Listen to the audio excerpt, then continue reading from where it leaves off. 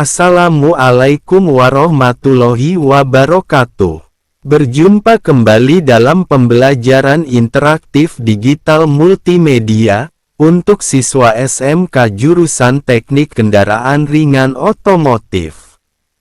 Tayangan ini berisi penjelasan secara teoritis sesuai dengan pokok bahasan atau modulnya, dan juga berisi tayangan kegiatan praktek, yang mana untuk mempermudah dalam kegiatan praktek siswa di bengkel sekolah.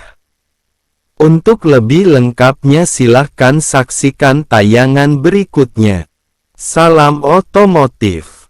Dasar sistem suspensi. 1. Pengertian suspensi. Suspensi adalah mekanisme yang ditempatkan di antara bodi atau rangka dan roda-roda yang berfungsi untuk melindungi kendaraan penumpang dan muatan dan kegiatan-kegiatan yang ditimbulkan oleh keadaan jalan yang tidak rata serta membuat kenikmatan bagi penumpang. Istilah kejutan atau getaran yang ditimbulkan oleh jalan dan kualitas mengendarai mobil yang selalu ada adalah sprung weight, adalah bodi ditopang oleh pegas. Berat bodi dan lain-lainnya yang ditopang oleh pegas-pegas. Unsprung weight adalah selainnya, roda-roda dan poros serta komponen otomobil lainnya yang tidak ditopang oleh pegas. Pada umumnya dapat dikatakan bahwa makin besar sprung weight-nya dari suatu kendaraan akan menjadikannya makin baik karena tendensi bodi untuk terguncang akan menjadi berkurang. Sebaliknya unsprung weight yang terlalu besar cenderung menyebabkan bodi mudah terguncang. Oskilasi dan bergoyangnya bagian pegas dari kendaraan terutama bodi berpengaruh besar pada kenikmatan kendaraan. Pitching adalah oskilasi turun naik bagian depan dan belakang berhubungan dengan titik berat depan dan belakang kendaraan. Hal ini terjadi khususnya bila kendaraan melalui jalan yang kasar yang banyak berlubang. Pitching juga lebih mudah terjadi pada kendaraan yang pegasnya lemah dibandingkan yang pegasnya lebih keras. Ketika kendaraan membelok atau melalui jalan yang bergelombang, salah satu pegas satu sisi kendaraan mengembang dan pada sisi lainnya mengkerut. Hal ini mengakibatkan bodi berputar rolling dalam arah yang lurus dari sisi ke sisi. Bouncing adalah gerakan naik turunnya bodi kendaraan secara keseluruhan. Bila kendaraan berjalan pada kecepatan tinggi melalui jalan yang bergelombang, maka seolah-olah terjadi gerakan naik turun. Juga mudah terjadi bila keadaan pegas-pegas lemah. Yawing adalah gerakan bodi kendaraan arah memanjang ke kanan dan ke kiri terhadap titik tengah centerlin. Pada permukaan jalan di mana terjadinya pitching seperti juga terjadi yawing. Suspensi menghubungkan bodi kendaraan dengan roda-roda dan mempunyai fungsi sub. Selama kendaraan berjalan bersama-sama dengan ban, menyerap berbagai macam getaran, oskilasi dan kejutan yang diterima kendaraan disebabkan kondisi permukaan jalan yang tidak rata, untuk melindungi penumpang dan barang muatan dan menambah stabilitas kendaraan. Meneruskan gaya gerakan dan gaya pengereman yang diakibatkan adanya pergesekan antara permukaan jalan dan roda-roda ke chassis dan bodi. Menopang bodi pada poros-poros aksel dan menjaga hubungan geometris yang berhubungan dengan bodi dan roda-roda. 2. Jenis-jenis suspensi. Suspensi dapat dibagi dalam dua tipe, berdasarkan perbedaan konstruksi dan karakteristik masing-masing tipe adalah sebagai berikut. A. Suspensi rigid, rigid axle suspensi. Pada suspensi rigid roda kiri dan kanan dihubungkan oleh satu poros aksel dan banyak digunakan pada suspensi depan dan belakang kendaraan niaga truk juga suspensi belakang mobil penumpang. Hal ini karena konstruksinya kuat dan sederhana. B. Suspensi independen. Pada suspensi independen roda kiri dan kanan tidak dihubungkan oleh satu poros aksel, kedua roda dapat bergerak secara bebas tanpa saling mempengaruhi.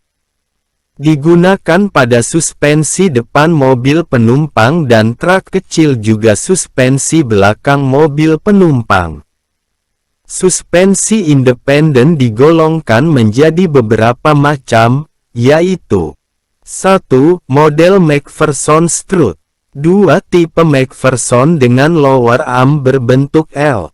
Suspensi tipe ini mempunyai keuntungan dapat menahan gaya dari arah samping maupun arah depan belakang sehingga tidak perlu menggunakan strut bar. 3. Tipe double wishbone dengan pegas coil.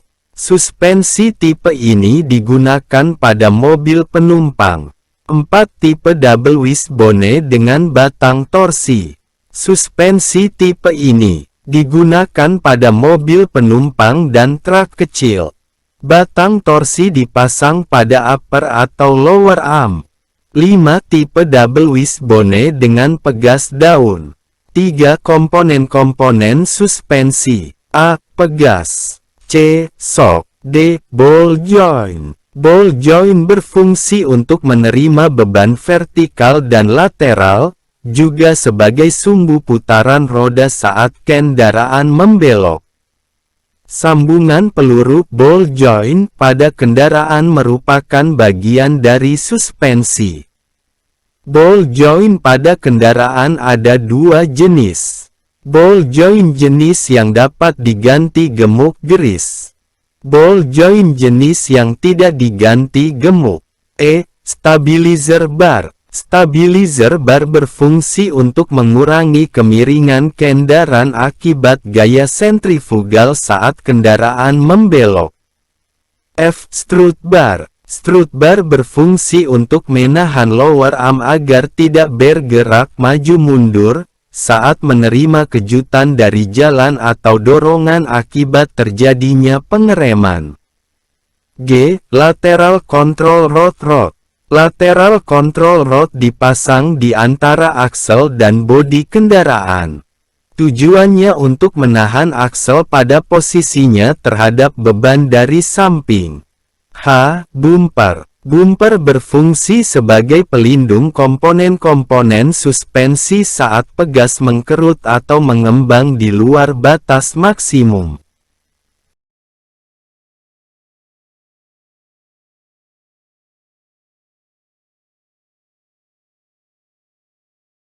Fungsi meredam kejutan dan getaran yang terjadi pada kendaraan akibat permukaan jalan yang tidak rata, sehingga dapat meningkatkan kenyamanan berkendara dan pengendalian kendaraan. Fungsi kedua, memindahkan gaya pengereman dan gaya gerak ke bodi melalui gesekan antara jalan dengan roda-roda. 3. Menopang bodi pada aksel dan memelihara letak geometris antara bodi dan roda. Nah, ini tiga fungsi yang harus diketahui dari sebuah sistem suspensi. Pada gambar background ini terlihat sebuah sistem suspensi berupa tipe pegas daun ya, yang rata-rata dipakai di kendaraan untuk suspensi pada bagian belakang kendaraan. Oke, kita bahas berikutnya. Tata letak dan posisi. Sistem suspensi kendaraan terletak di antara bodi atau rangka dengan roda. Nah, misalkan ini rangka, ini roda, maka suspensi di antaranya, di tengah-tengah ya. Ini contohnya adalah suspensi dari sebuah pegas, tipenya adalah spiral. Oke. Berikutnya kita bahas komponen utama dari sebuah sistem suspensi. Pertama adalah pegas ya. bekas sendiri berfungsi menyerap kejutan dari jalan dan getaran roda-roda agar tidak diteruskan ke bodi kendaraan secara langsung. Di samping itu, untuk menambah kemampuan cengkeram ban terhadap permukaan jalan, itu bekas.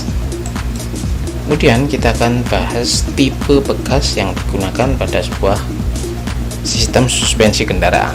Pertama, tipe bekas koil atau coil spring atau bisa disebut sebagai bekas spiral. Kita bahas. Dibuat dari batang baja khusus dan berbentuk spiral. Spiral itu maksudnya seperti ini, lingkar-lingkar. Oke.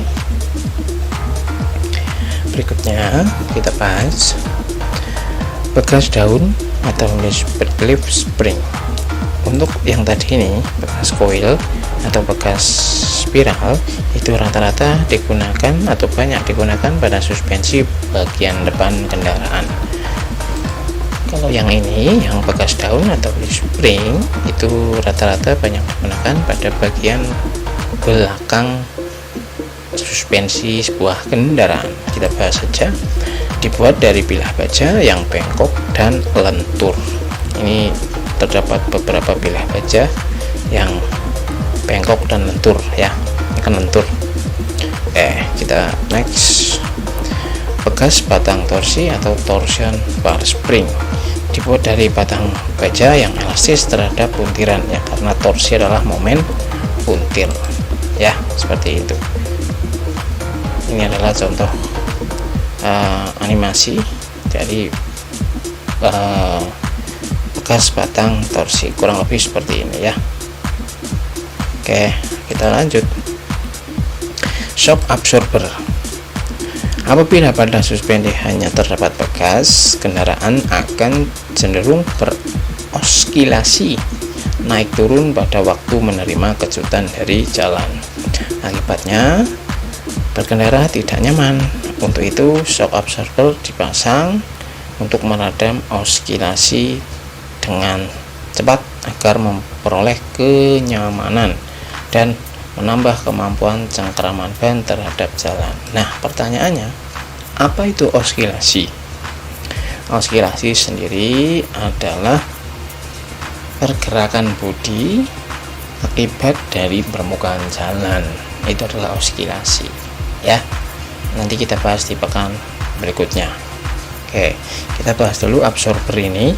Lihat cara kerjanya, ini seperti kurang lebih pompa sepeda ontel ya, dimana terdapat dua katup lubang ya, bawah maupun atas. Kemudian ada sebuah minyak atau cairan di sini ya, dimana kalau dia kondisi turun, kita lihat ya nanti kalau kondisi turun. Nah, dia kondisi turun, maka pada bagian dinding luar dia akan naik. Kenapa? Ya karena terdapat dorongan dari piston ini sehingga dia naik, seperti hukum Pascal itu ya. Kemudian kalau kondisinya dia naik, maka cairan minyak akan turun pada dinding luar, masuk menuju dinding bagian dalam ya. Hukum Pascal berlaku di sini, seperti itu ya. Oke, kita bahas selanjutnya, yaitu ball joint. Ini paling familiar dari sistem suspensi setelah absorber maupun bekas. Ball joint sendiri letaknya di bawah ya, di bawah berdekatan biasanya dengan lengan atau arm. Kita bahas saja. Berfungsi menerima beban secara vertikal ataupun lateral, serta sebagai sumbu dari putaran roda ketika mobil sedang belok. Nah, kita garis bawahi di sini, menerima beban secara vertikal maupun lateral. Berarti menerima beban dari arah atas bawah seperti ini, dilihat pada kursor, maupun lateral dari arah samping kiri maupun kanan. Maka dari itu, ini fungsinya adalah seperti engsel. Nah, contoh gampangannya adalah engsel pada spion motor kalian itu bisa diputar kan, seperti itu, seperti engsel ya. Dan tentunya sebagai sumbu dari putaran roda ketika mobil belok ya, karena seperti engsel tadi maka dapat sebagai sumbu juga, seperti itu. Kita next. Komponen berikutnya adalah stabilizer bar.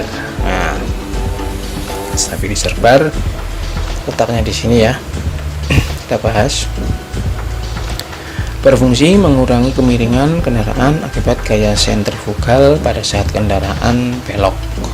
Ya, gaya sentrifugal itu sendiri berlawanan dengan gaya sentripetal. Kalau gaya sentripetal itu mengarah ke titik pusat, kalau gaya sentrifugal kebalikannya, dia akan berlawanan dari titik pusat.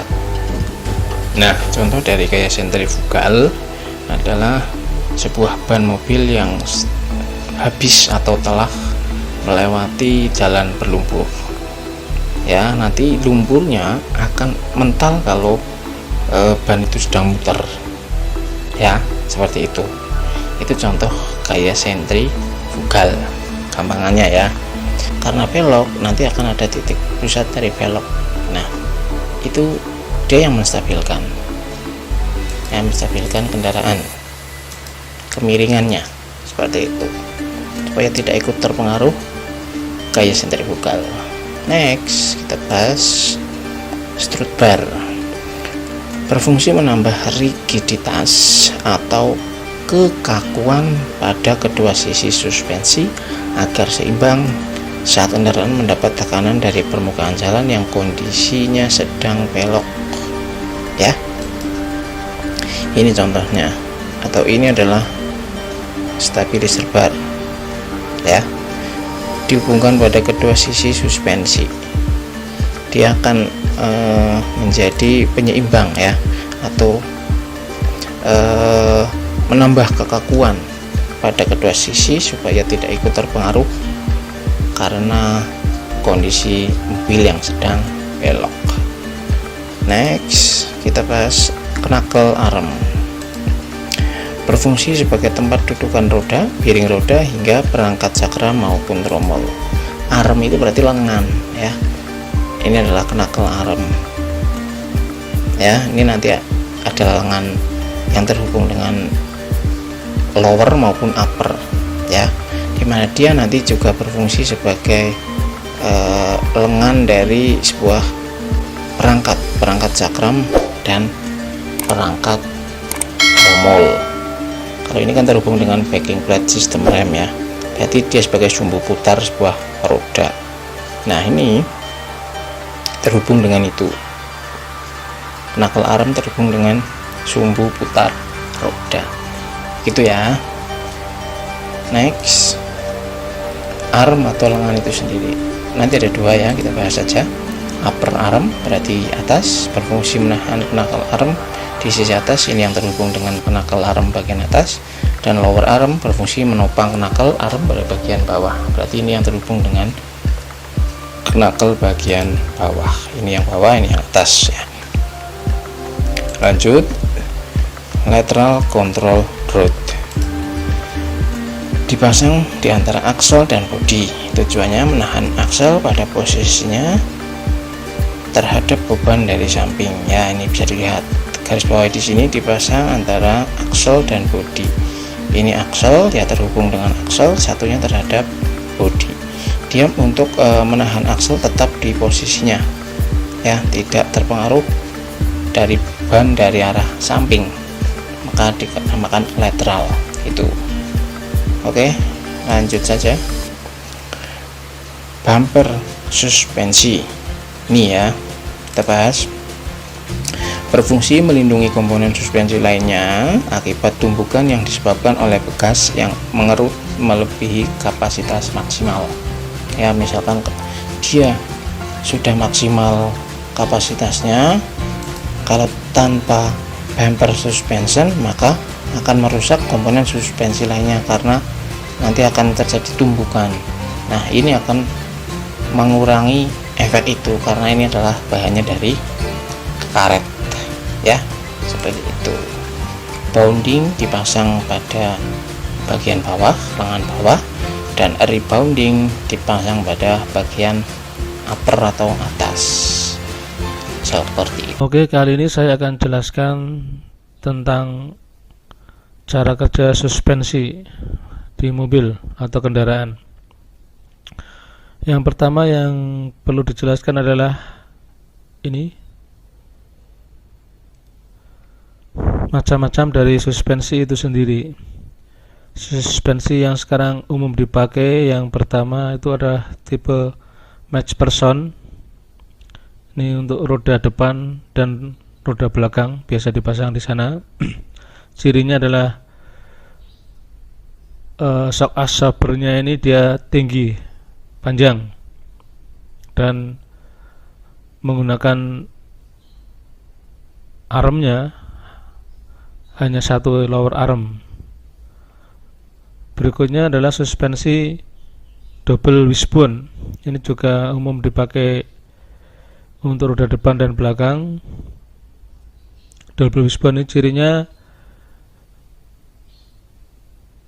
shock absorbernya agak pendek dan dia menggunakan dua arm, lower arm dan upper arm, biasanya seperti itu. Dan ini umum dipakai di kendaraan sekarang.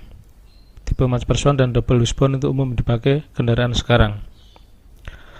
Berikutnya yang ketiga adalah tipe multilink. Ini untuk roda depan dan roda belakang.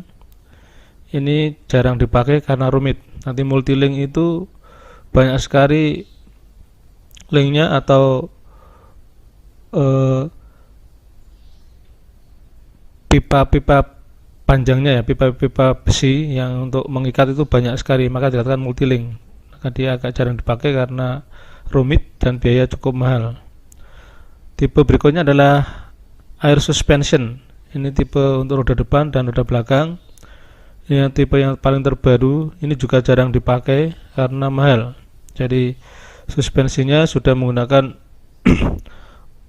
udara semua untuk meredam kejutan dan kenyamanannya. Berikutnya adalah suspensi kelima tipe axle rigid. Ini untuk roda belakang, khusus roda belakang. Ini biasanya untuk mobil yang penggerak roda belakang, dia memakai ini. Ini umum dipakai ini. Kemudian yang terakhir nomor 6 adalah tipe independent. Ini juga untuk roda belakang. Dia itu mirip-mirip McPherson tapi shock absorbernya pendek, cenderung pendek. Itu macam-macam suspensi, bro. Sekarang dilanjut tentang komponen suspensi. Ya, secara umum komponen suspensi yang paling atas sendiri ini adalah suspension upper support atau dudukan bagian atas suspensi. Ini di dalamnya, tengahnya ada bearing untuk pengikat ini, ya, pengikat bagian coil spring dan shock absorber. Di dalamnya ada bearingnya. Kemudian ada yang berikutnya, bawahnya ini adalah rubbing cushion. Ini adalah bantalan karetnya. Kemudian bawahnya lagi ini adalah coil spring, ya. Coil spring itu berfungsi ini, ya, untuk menopang kendaraan dan penumpangnya tentunya. Kemudian fungsi keduanya itu menyerap kejutan, ya, atau guncangan dan getaran roda dari jalan. Ini yang bagian penyerap utamanya ini. Fungsinya dua, ya, menopang dan menyerap dari ini. Kemudian bawahnya ada shock absorber ini yang satu set di tengah ini. Ini fungsinya adalah meredam atau mengurangi oskilasi, atau istilah lain adalah gerakan naik turun yang berlebihan akibat ini coil spring ini. Jadi dia direbam, jadi gerakan naik turunnya menjadi sedikit, maka akan lebih nyaman, terasa nyaman itu kendaraan. Berikutnya ini adalah frame-nya, frame rangka mobil untuk mengikat suspensi bagian atas. Ini adalah drive wheel atau roda. Terus kita lihat bagian bawah ini dalamnya roda ini adalah disc brake set ini untuk tempat rem cakram dan pengikat baut roda. Kemudian ini yang bawah ini adalah steering knuckle arm ya, lengan ini pemutar roda untuk kemudi ini. Kemudian ini yang bawah adalah lower suspension arm atau lower arm, pemegang suspensi bagian bawah. Terus ini yang panjang adalah suspension member atau penghubung suspensi kanan kiri ini ya, pegangan suspensi kanan kiri. Kemudian ini ada stabilizer bar ini ya, penstabil suspensi biar antara kanan dan kiri perbedaannya tidak terlalu besar, maka dia dikasih stabilizer bar ini. Jadi guncangannya tidak berbeda terlalu besar. Kemudian ini tengah yang memanjang ini sedikit, lower control arm ini ya, penghubung lower arm dan stabilizer bar ini pengikatnya di sini nih. Kemudian ini adalah ball joint ball ya, tempat dudukan steering knuckle arm ini. Berikutnya adalah drive axle, ini untuk axle penggerak untuk roda. Ini bro bagian-bagian utama dari suspensi. Ini ada caster, camber, toe angel ya, toe in, toe out, camber offset, nanti dijelaskan di video yang lain. Oke, berikutnya kita masuk di cara kerja. Oke, cara kerja suspensi sederhana. Jadi dia manakala ada jalan tidak rata atau tonjolan, maka dia akan menekan suspensi dengan pelan atau lembut dan akan dikembalikan lagi turun ke bawah juga lembut. Jadi penumpang akan terasa nyaman di dalam kendaraan atau mobil karena adanya sistem suspensi ini bro. Nah, jadi untuk sumber tenaganya ya dari engine ini, terus sampingnya ada clutch, kopling, terus masuk ke transmisi, terus ke diferensial, terus axle drive, baru ke roda. Ini ya, sumber urutan tenaganya. Ke berikutnya masuk ke cara kerja shock absorbernya ini bro. Ini kita lihat komponen dari shock absorbernya ini ya. Ini cover nut, tutup baut. Ini yang nutnya ini, baut pengunci shock absorbernya masuk ke sini ini. Terus inilah suspension upper support tadi ya, yang untuk dudukan ini spring yang bagian atas, pemegang spring bagian atas yang di dalamnya ada bearingnya. Terus ini tadi rubber cushion bantalan karetnya. Ini boot stopper shock, ini yang karet pelindung debu. Ini bone bumper, ini bumpernya sebagai pembatas maksimal kalau terjadi kejutan atau guncangan berlebihan, mentok sehingga kena bumpernya, tidak merusak suspensinya. Ini bawah ini lower armnya. Oke, lihat di sini tipe shock absorber menurut cara kerja itu ada dua. Yang pertama adalah single action, yang kedua multiple action. Ini bisa dilihat di sini. Single action itu cara kerja ini adalah ini ya, lubangnya ini ada dua. Lubang ini ada dua. Kalau dua-duanya sebagai pemicu atau pengalir air ya, pengalir minyak oli suspensi, maka ini dikatakan adalah double atau multiple action ya, karena dua-duanya bekerja. Kalau hanya satu maka dia single action. Nah, ini tipenya adalah tipe multiple action ini menurut cara kerja. Berikutnya tipe shock absorber menurut konstruksi. Ini adalah satu monotube, nomor dua adalah twin tube atau double tube. Ini kita lihat di sini karena ini ada dua tabungnya ya, yang bagian dalam adalah working camber, yang bagian luar, ini tabung luar adalah reservoir camber. Maka ini tipe shock absorber menurut Ctrl-C adalah twin tube jenis ini. Oke, lihat di cara kerjanya, fluid current in piston ya. Ini pistonnya, aliran fluid di dalam piston ini dia lihat, jadi dia ada 2 aliran di sini sehingga menyebabkan naik turunnya menjadi pelan, tereduksi. Kemudian di bawahnya adalah fluid current connect valve in working chamber and reservoir chamber. Jadi aliran fluid di penghubung katup ini ya, antara tabung dalam dan tabung luar. Ini sini lewat lubang kanan dan kiri baru masuk ke dalam bagian dalam. Itu bro, sangat mudah dan simpel dipahami. Semoga bermanfaat dan terima kasih. Wassalam. Demikianlah akhir dari tayangan pembelajaran interaktif digital multimedia untuk siswa SMK jurusan Teknik Kendaraan Ringan Otomotif.